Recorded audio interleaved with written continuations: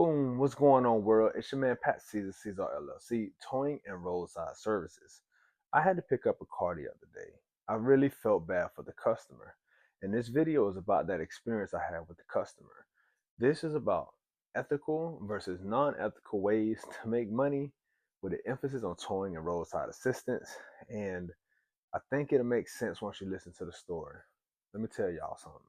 So, what I'm going to break down is this towing request that I had. And this is the story. So a customer got arrested. They got their car impounded. And ironically, the last few days, I've talked to quite a few tow companies, about four to be exact, about reasons why I don't join rotation. They're like, listen, man, this is where the money's at. And I kind of agree. I can see the difference between the people who run motor clubs primarily and the people that run rotation calls primarily. Night and day difference when it comes to that money.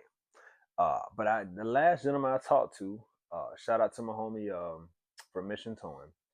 I told him, like, listen, bro, like it just don't seem like my morals like kind of get intertwined with the way that y'all make money, dog. And he's like, what you mean? Henceforth, this video. All right, go back. This dude gets arrested. I get a request to go get this car. I go and pick up this car. This company, this dude had like just got arrested. I'm talking about the day before he got arrested. And the next day, I got to pick up the car. Oh, no, I'm sorry. I lied. The day after the next day. So let's just call it a total of 3 days in storage. And it was mainly because they wouldn't release it because the gentleman couldn't sign the paperwork because the gentleman was in jail. Although he tried to give verbal confirmations. And I get it because I impound. I know you can't just release the car to anybody. But this is where it comes to the ethical versus non-ethical. Let me show y'all how this company charged me because I had to go and get the car for the customer, more like a secondary tow. If you're towing, you know what I mean. And y'all tell me if these charges make sense to y'all because it didn't make sense to me, but this goes back into the conversation. So this is the actual tow ticket here, and so I don't put the company on blast. I actually just blocked out their names.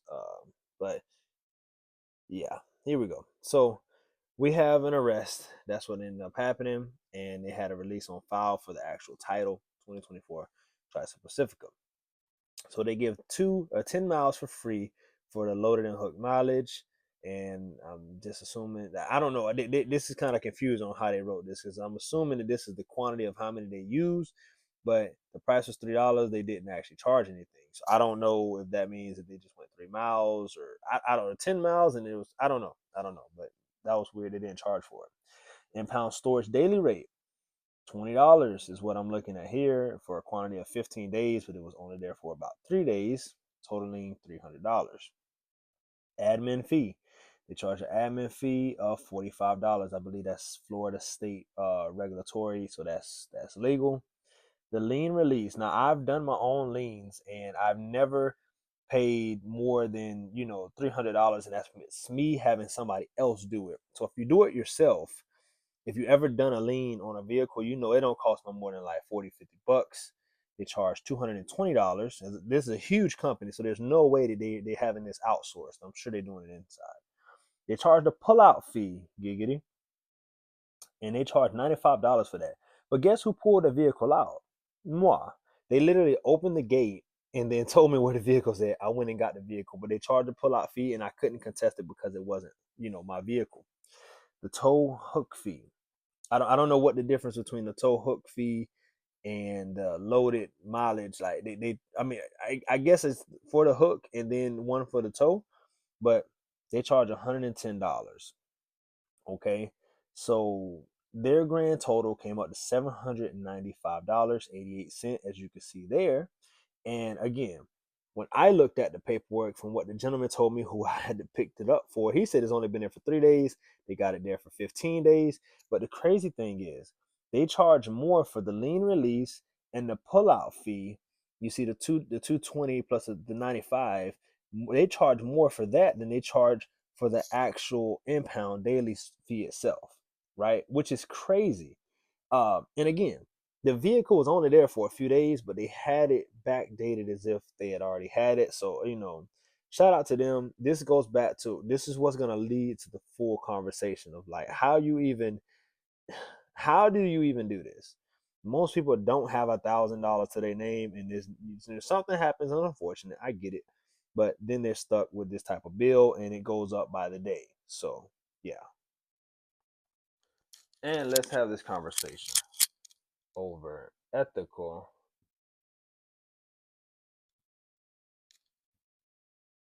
versus non-ethical.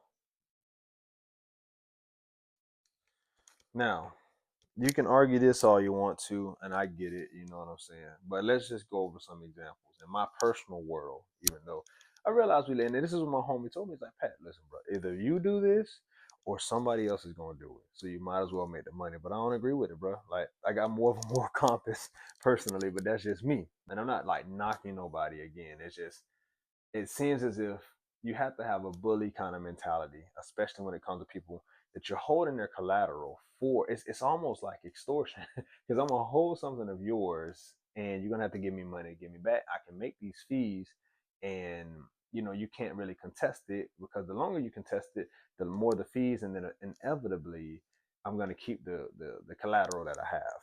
Ethical. Let's go there. Tire changes. This is hard work. And again, people on rotation, they're making more money. They don't care to go do this. You know what I'm saying? Jump starts. It sounds lazy, but honestly, like this is kind of like ethicals though. Like people need tire changes. People need jump starts. People need I mean they really need tolls in general. If you think about it. The non-ethical part. Oh, matter of fact, let me throw another one in here. Impounds. And you might be like, well, Pat, how is an impound ethical versus non-ethical? Good question. Good question. The reason is because there's usually a sign somewhere, right? It's a stop sign. It's a bad stop sign that says no parking, tow zone. And there's some type of warning to say, hey, if you park your vehicle here, we got to get you. Okay, I'll put that over there. We got to get you. So I would even consider impounds to be more ethical, and then you go to non-ethical. I wrote that too high. Let's do this. Move you here. Non-ethical. All right. You know what? Before I even do it, I'm even gonna put repos. Wait, oh, this one's bad. Let me get another one. I'm even gonna put repos. You're like, well, hold on, Pat. Hold on. Why is repos considered ethical? You know why?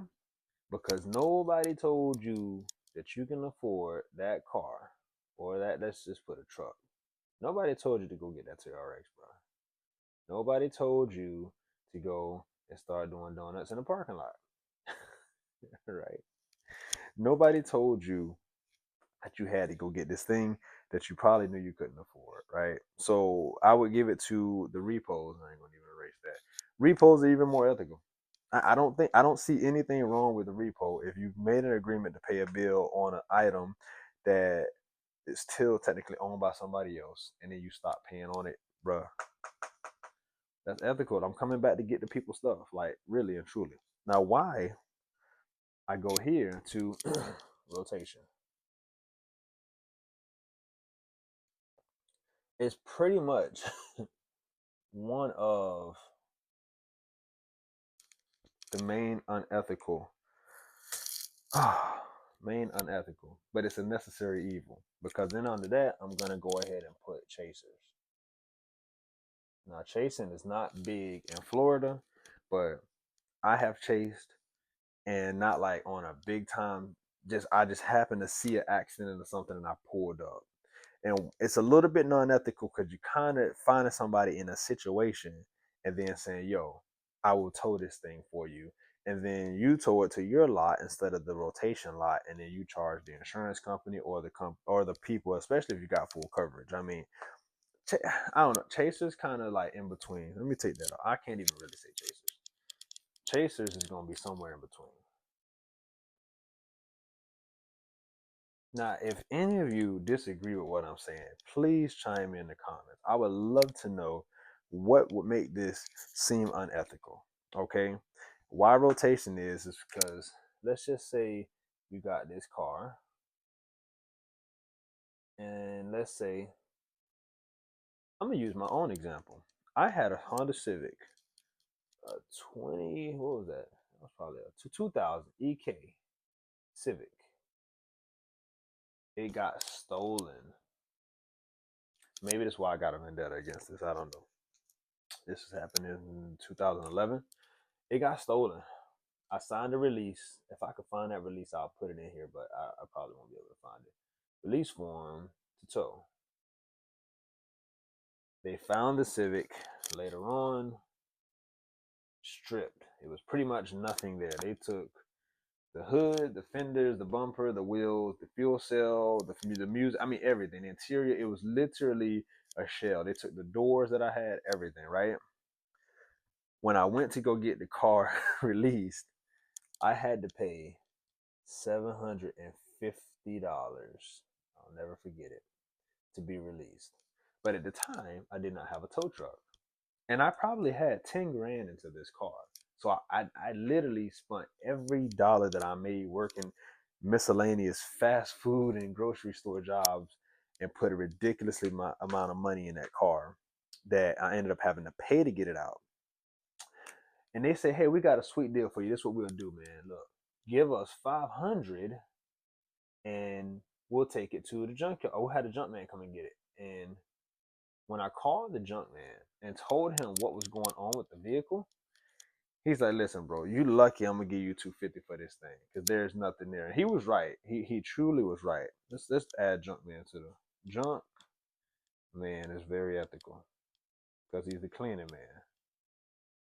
Cleaning man. Okay. This is a hard screen, but the point of this story is that I had to pay to get my car out, only to go to the junkyard because there was nothing left on it. But because they picked it up and they stored it, and they didn't let me know for like a week that they had found it. They had to send a letter or something. Like nobody just like gave me a call and said, "Hey man, we got your vehicle. You know, figure something out with this." No, no. They purposely hold it for a few days, and they I'm sure what they did not want to put a lien on it, so they just released the vehicle, but they didn't happen to release it for 7 days because they didn't know, quote unquote, where the car came from. Although I know that the police called them in to get the vehicle, so they had to have known my information because I was linked to the VIN number of the vehicle. They stole the plate too, so but I was linked to the VIN number. Okay, so here's my point. There's ethical ways and there's non-ethical ways to make money in towing and roadside assistance. Regular soft services, tire change, jump starts, ethical. Tows, impounds, like regular tows, consensual tows, super ethical. Impounds, come on, bro. You probably see the sign. Repos, you knew you couldn't pay for that car. The junk man, I'm clearing out the car. Now we're gonna find an in between with chasers because it can be ethical, but it can be unethical. These guys kind of have the same mentality of these guys because the rotation people, for instance, they're listening to the scanner. They're waiting for a call to come in. They're waiting to see. Now, again, the reason why that's kind of unethical is because I honestly believe that it's more ethical in a way than the rotation because once these people have your vehicle, they can charge whatever the state is allowing them to charge in order to, let me go erase this, in order to get their vehicle released or whatever the case is. So that that kind of goes down to that. You rotation people. I don't want it to sound like I have a vendetta against y'all, but I truly believe that it's non-ethical. And I'm gonna be honest with you. I've thought about joining this dark side. I'm not saying that I wouldn't. I'm just saying, as far as my moral compass is concerned, at this point, I'm not really feeling it. But I will say this: because all money ain't good money. But I'll be lying if I said I didn't see. I gotta throw this one. Throw that one away. If I did not see the money to be made here.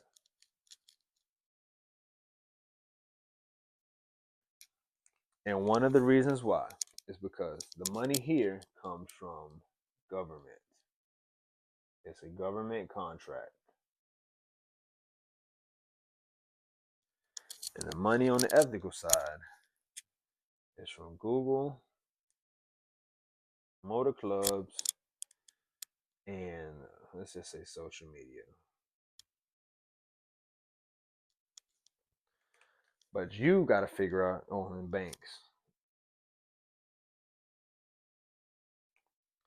You got to figure out where the ethical portion of your moral compass lies. Again, ain't no knock with these people, but I'm gonna tell you, there's a different type of people that make this money versus these people versus these people right here. These people won't do what these people will do. And sometimes these people won't do what these people do. Y'all let me know in the comments down below. And towing and roadside services. Government or let's just say society. Society. I'm for the people. And this is more of extortion. Am I wrong? Let me know in the comments down below. Like, share, subscribe. Until next time, mi gente, beat, pero mundo beneficio. Siempre. Peace.